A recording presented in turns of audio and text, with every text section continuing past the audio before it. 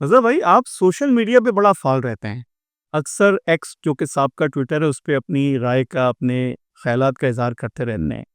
2020 میں آپ نے ایک سائیکل والے کو کلفٹن کی سڑک پہ چالان 500 روپے کا ریسیو کیا تو آپ نے احتجاج کیا۔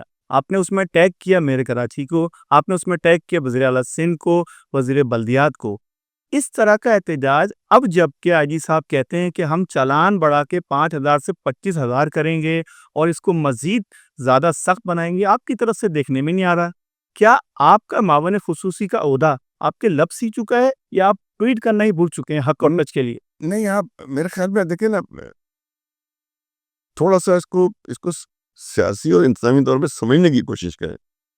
وہ 2020 جو ہے، میں نہ اس وقت ایم کے میں ہوں نہ پی ایس پی میں ہوں۔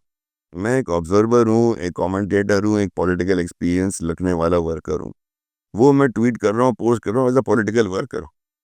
اب ایک سندھ گورنمنٹ کا معاون خصوصی اگر کوئی بات ایسی دیکھے گا تو وہ میسج کرے گا آئی جی کو، کیا آپ نے کچھ کم وہ کام کیا؟ میسج کرے گا نہیں، وہ میں جو کرتا ہوں وہ میں کرتا ہوں، میں ہر چیز پہ کرتا ہوں۔ اب میرے پاس ذمہ داری ہے تو میں اب اس کا شور نہیں مچاؤں گا۔ میں اچھا لگے گا کہ میں بولوں کہ یہ پوڈ کاسٹ ہو رہی ہے اور آپ یہاں بیٹھ کے شور مچانا شروع کر دیں، یار فلاں چیز نہیں، یہ تو آپ کی ذمہ داری تھی نہیں کہ ٹیبل ہوتی، مائک ہوتا، یہ میری اب ذمہ داری میں شامل ہے۔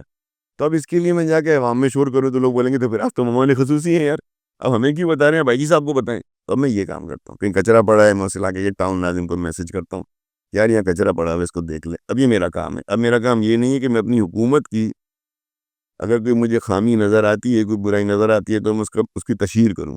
اب میرا کام یہ ہے کہ مجھے کوئی خرابی، کوئی پریشانی، کوئی ایسی چیز نظر آتی ہے جس کو درست ہونا ہے تو میں اس متعلقہ محکمے کو رجوع کرتا ہوں بحیثیت معاون خصوصی۔